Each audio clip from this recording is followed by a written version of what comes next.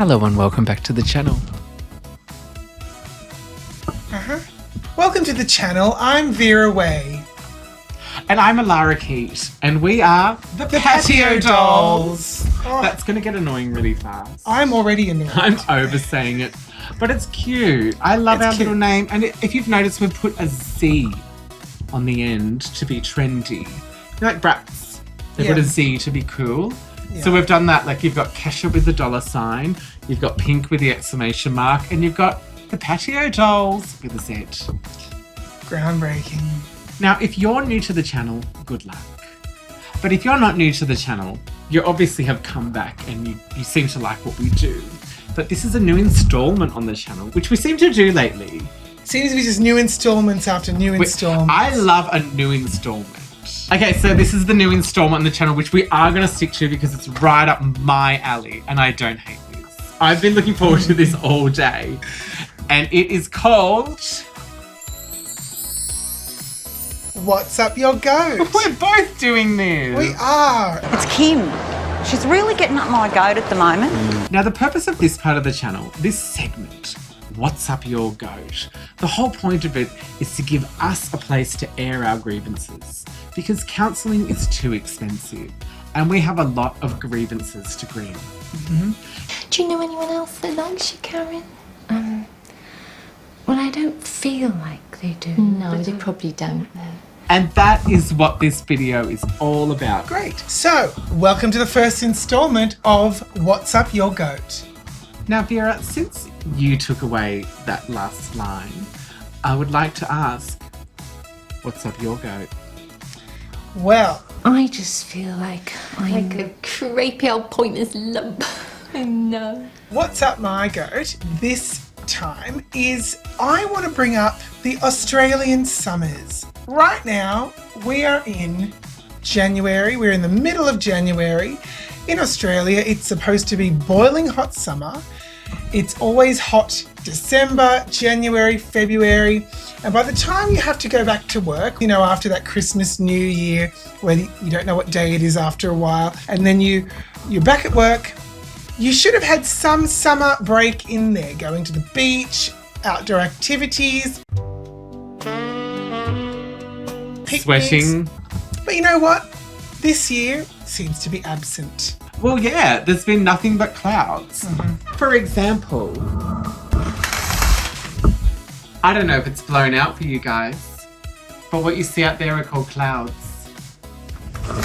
Of late, right now, we are on stay-home orders because it didn't look chaotic out there, but there's been a lot of stormy weather. There's some cyclone up north somewhere. And we're getting like the aftermath, like dregs of it, which is like knocking trees down and stuff. So basically, we have had 3 total days of summer so far over the last month and a half. Mm-hmm. Three days, one of which was 42 degrees Celsius. So what can you do on that day? And then followed by the day after, which was 20 degrees Celsius with rain. And freezing, obviously. Don't make unnecessary journeys. So what are your options to go outside? A coat. Or blistering heat. Or blistering heat with no relief. And that 42 degree day, our aircon didn't even work. Yeah, it stopped because it was so hot that it malfunctioned. There we are, I just want to go to the beach 1 or 2 days in the summer before I have to get back to the grind. I just want to go to the beach, but do you think the weather is going to let up? This morning we get up, it's raining, it's windy, it's horrible, it's cold. We're on stay-at-home orders. Don't take risks on treacherous roads. I just want a nice day. Is that too much to ask for during this whole summer 2 months? And don't swim in the sea. I don't think it is. Australia, where the hell are you? Do you remember that ad? No. It was that Aussie model and they made an ad. Let's talk about this. Does everyone else know the ad? Australia, where the hell are you? So where the bloody hell are you? I can't remember what era it was, early to mid, like 2000 to, between 2000 and 2010, which I know is 10 years, but it's within there. And they were trying to do tourism to promote people to come to Australia. And at the end, they showed all this, they always show like beaches and all this stuff in Australia. Like they don't show rain, they show sunshine. And they had this model, I can't remember, was it Jennifer Hawkins? She was a big Aussie model at the time. I think she competed in Miss World and all that sort of stuff. Anyway, they had her, and right at the end of the ad, she says, "Australia, where the hell are ya?" It was controversial. I'm surprised you don't remember I don't remember this at all. It blew up. It was like, this is bogan. People were embarrassed by it. No one gave a shit overseas. People loved that. Aussie, Aussie, Aussie! Oi, oi, oi! They want all that marigmarole. But the Aussies were furious. Oh my God, we look like bogans. There was this Christian lobby that was offended by the word hell in an ad to represent Australia. It was this whole marigmarole. I was living for it. Because she looked fantastic. And it's the most Aussie thing that lived up to the expectation of the tourist. You know, we watch shows now, Australian shows, and we're like, people don't speak the way they used to. No. If you watch Always Greener. Oh, I love that show. They speak like this. "Oh, Shelley, you're such a mole. Oh, get stuffed." Piss off. Nikki, piss off. I'm crazy, remember? Always Greener was this Aussie TV show. We loved it. We did love it. It was many, many years ago. We watched it when we were very young, and then recently we watched it again. Old. And hearing the way Aussies used to speak. For what it's worth, I think your brother's an arsehole. I'd forgotten that that's how much it filtered. Australian people still speak like that, depending on the parts of the country you go to. But I didn't realise until watching that how, I guess we'll say, gentrified Australian television has become. Where Australian actors have learned to speak properly. And you don't get that on screen anymore. We've got to meet a woman at the back of Lassiter's at 10 o'clock. We give the money to her and she'll make sure the blokes in prison know it's been paid. They love padam, they love tension, they kind of got the new stuff. Yeah. But I got feedback that one of the kids had said, "Oh, we had such a great time, Mum, and we love that new song. What's that one, The Locomotion?" Or maybe directors and producers don't want them to speak that way, but I kind of miss it. Like the original Home and Away and Neighbours kind of shows, like where they'd be like, "Oh, Irene, I'm going to go down," that, you know, that's sort of the way of speaking, which people do still speak like that. Not us. Oh, yeah. We have refined our way of talk. Okay.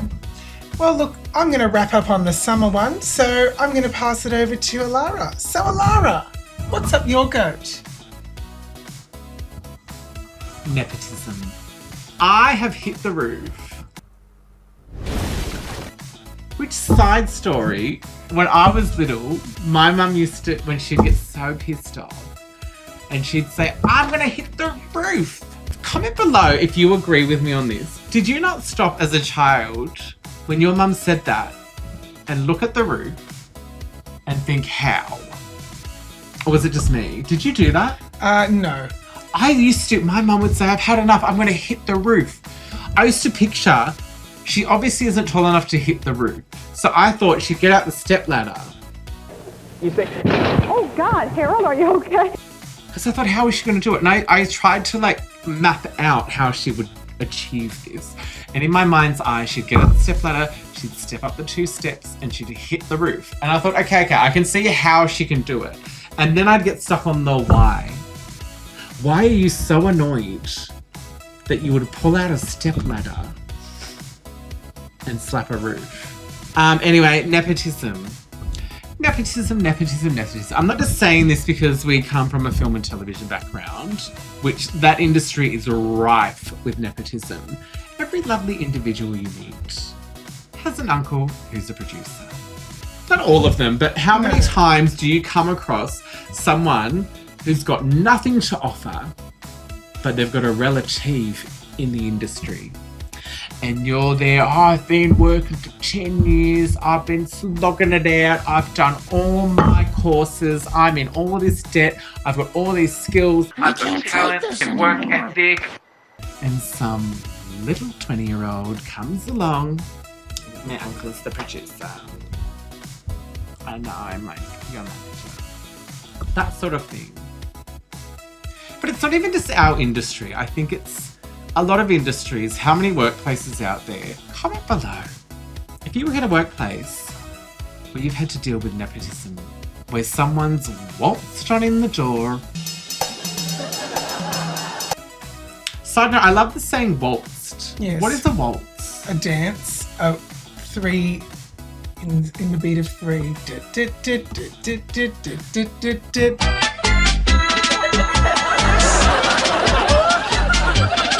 Do you know what? I actually would be impressed if a Nepo baby did the waltz as they entered the workroom. I mean,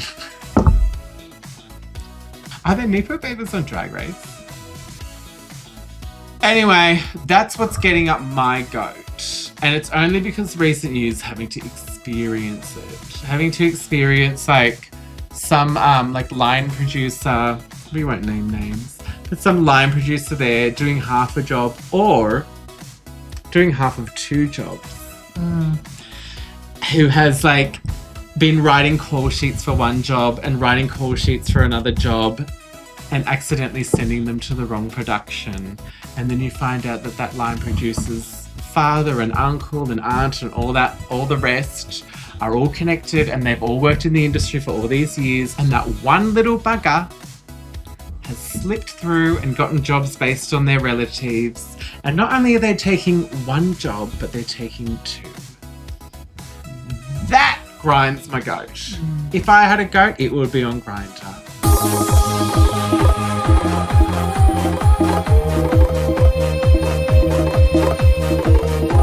Do you have anything to comment on that?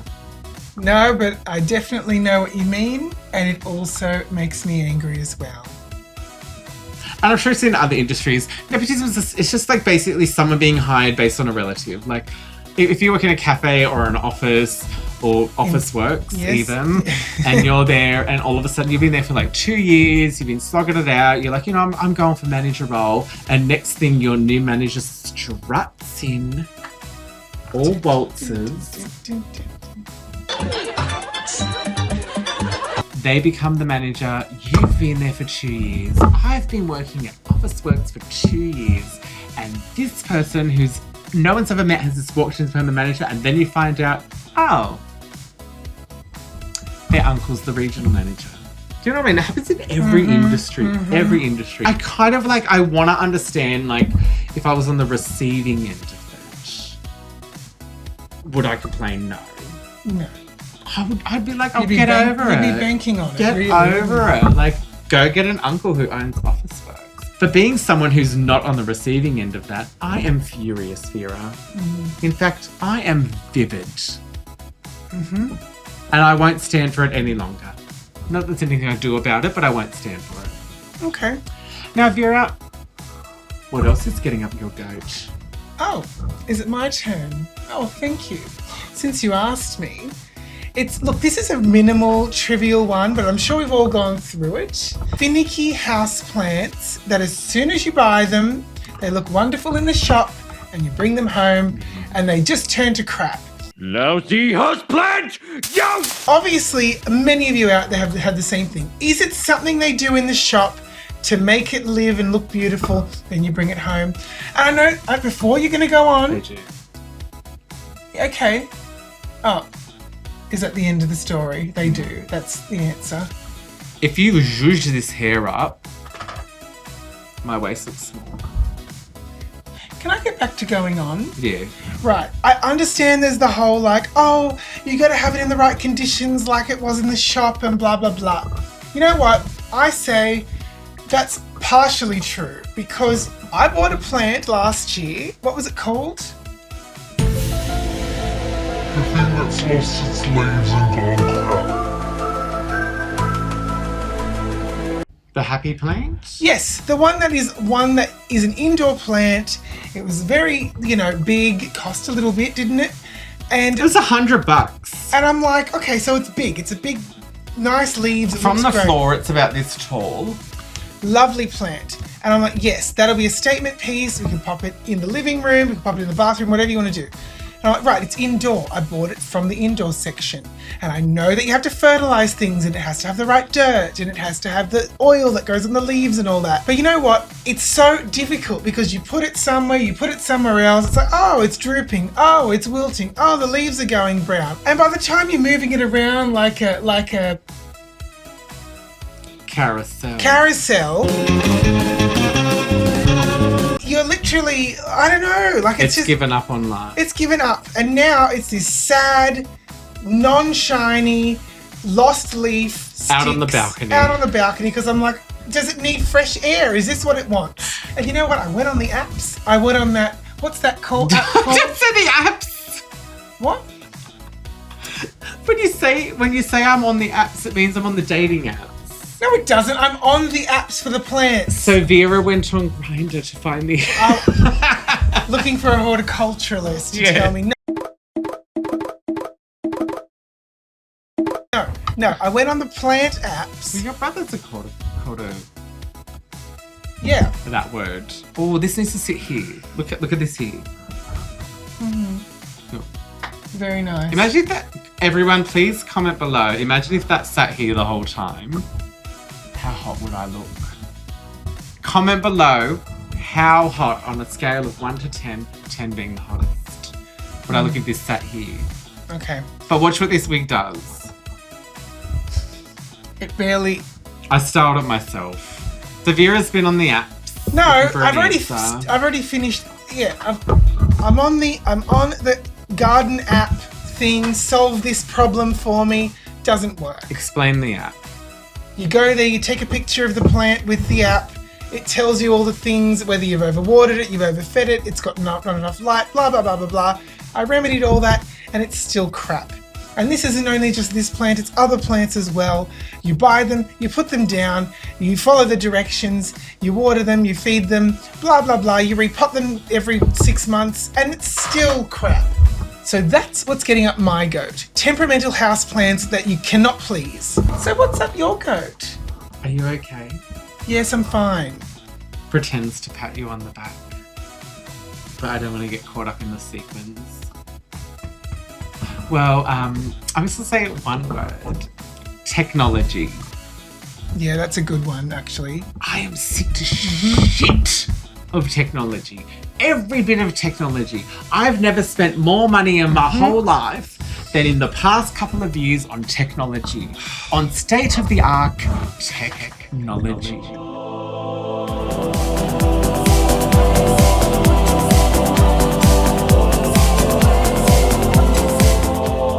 It's shit. Yes. It fails. Nothing connects. I'm done with it. I'm so done with it. And I used to be of the belief, actually, no, it used to be a thing that if you want good technology, spend money. Everything we buy breaks down, apart from our washing machine that is over a decade old. I would say it's 20 years old. Which is, I was going to say, secondhand. Oh, yes. Our dryer, which I bought for my mother in 2010. Then we bought a kettle. Wait, hang on. How many kettles have we been through in about 10 years? Yes. What, 5? Have a guess, yeah. 5. Probably 5 kettles in 10 And these years. aren't cheap kettles. Our most recent one, we spent, $30 on? Which we were like, you know what, that's fine. It'll give us a couple of years. It's been, 6 months? And the lid's already stuck open. The clip doesn't click when the lid goes down. But that's not the only thing. It's it's phones, it's laptops, it's Apple. Apple, yes. Ripping us off. We are looking at you, Apple. I miss when you could just buy a piece of technology and it didn't have to be updated digitally.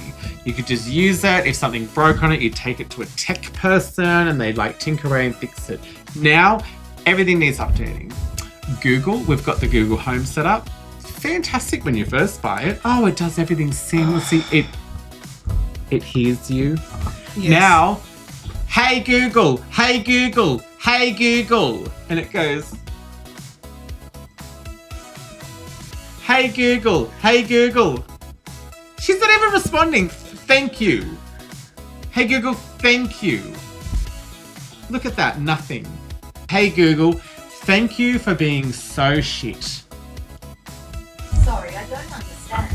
And there used to be responses when you'd say something like that. She'd say, don't be rude and stuff, or don't be offensive. Now everything's, I don't understand. I don't understand. You know what? They've programmed it to just be this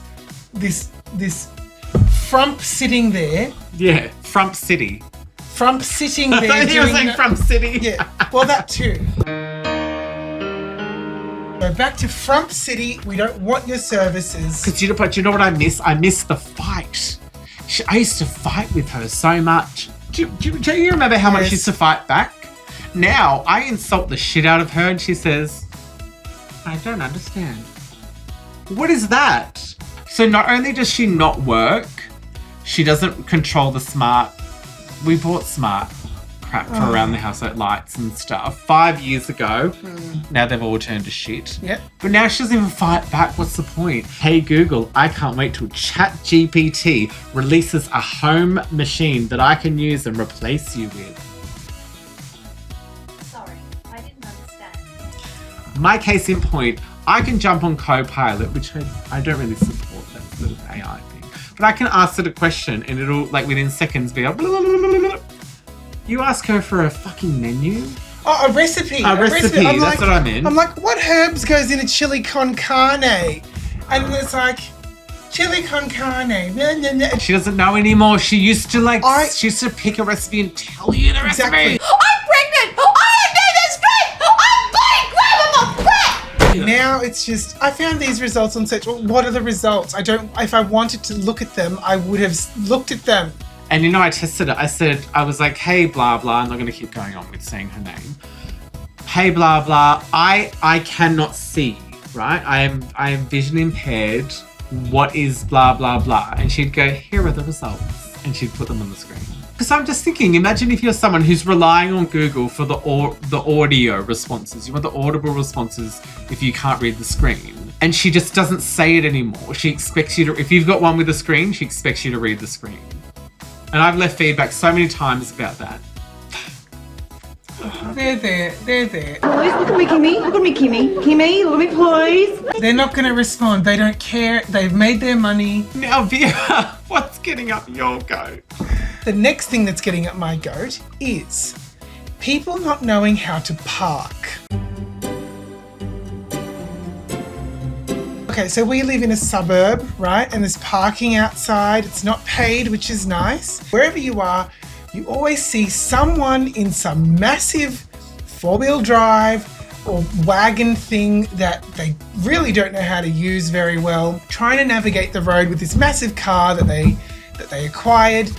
And now what? They don't know how to park. They don't know how to judge in front of them. They don't know how to judge behind them. And yesterday, someone on the street, I'm like, oh great, there's 2 spots. I'm coming up the road. The ute there can park in one and I'll park behind. No, the ute just parks straight in the middle of both.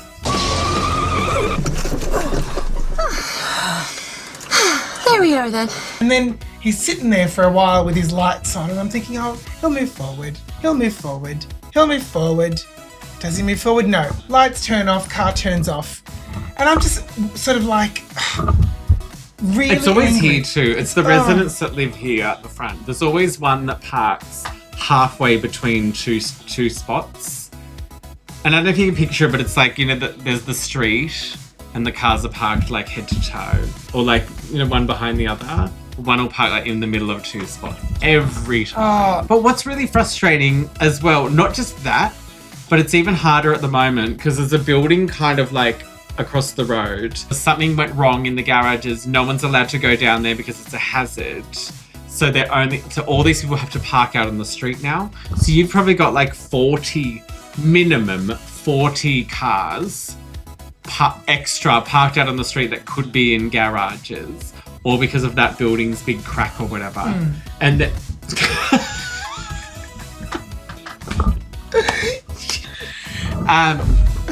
anyway, and they've been fixing it for over a year.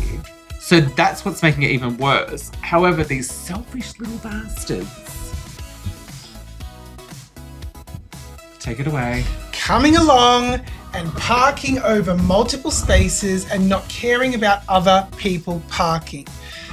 They should never have been born. That's what Vera's saying. They should never have been born. That's not what I'm saying. Thank you. I'm trying to be lovely. People don't know how to drive the car. They take too long to park. Have you seen someone trying to park with a reverse camera? Being like, with this gigantic heifer of a car. That's kind of you though. Well, not a heifer of a car, but Vera won't use the reverse camera. I do a combo of both. You need to learn your car. My car isn't all that old. I only got it last year. So you have to learn the dimensions of what you're working with in order to park. And I don't want to rely on the screen. So I'm learning. Can I just learn? No. Alara, what's up your goat? Oh. What's up my goat is people don't know how to use escalators. What I mean by that is when I get on an escalator, single file to the left, right? We get on an escalator together. Even if we're in a conversation, we single file to the left and we chat away. Most of the time we get on an escalator, we just want to walk straight through it. Now, what's driving me nuts is every time, no matter the time of the year, I get on an escalator and it's packed and I can't get through. And I'm a busy woman. I'm a busy woman on a mission. I've got places to be. And I get on that escalator and I think I'll just quickly zip through. And I love an escalator in the sense of it's moving me while I'm moving. So I'm in double speed. But I get on there. There's always a couple as well that are holding hands or like latched onto each other while on the... and they're latched onto each other. You know, there's couples in public. That's another gripe for another day. Move! Hold on to each other at home. Go home and latch onto each other. We're in public. I don't need to see it. You don't need to hang on to each other. Are you going to float away if you let go? But those people that spread out, and I charge down that escalator, and I'm 6 foot tall, so I charge down the escalator, and it scares the crap out of people, doesn't it? Oh, I love it. You love it too. Yeah, I'm usually behind. She walks behind me. You do the charge and I'm like, I get my big shoulders going and I walk really fast and they hear me thumping along, coming up behind them. They can feel me coming. The vibrations. They turn their head and they go, and they jump, don't they? Yes, they do. And I go, excuse me. I say it in like a really pretty, like dainty voice, like I'm small, like, sorry, excuse me. I act dainty, do this, excuse me. Yeah, okay. Hi down there. Anyway, that was a really quick one of mine. It just gripes me, move to the left. Single file it. Like it's the same with roads. Like in Australia, we drive on the left, you walk to the left and leave a gap for the fast lane. Everywhere in life deserves a fast lane. For those who just want to get through and get things done. But it's even worse at Christmas time. Anyway, if you're on an escalator or anywhere in life, go to the left. And that concludes What's Getting Up Our Goats. Now we'd love to hear what's getting up your goat. So comment below what's getting up your goat. And maybe in the next video, we'll give you a special shout out if we agree. So that's the end of the video. Don't forget to like and subscribe. And here are our social links here. Follow us. And we'll see you next time. Follow our social media now or 10 years of bad luck. Good night and good well.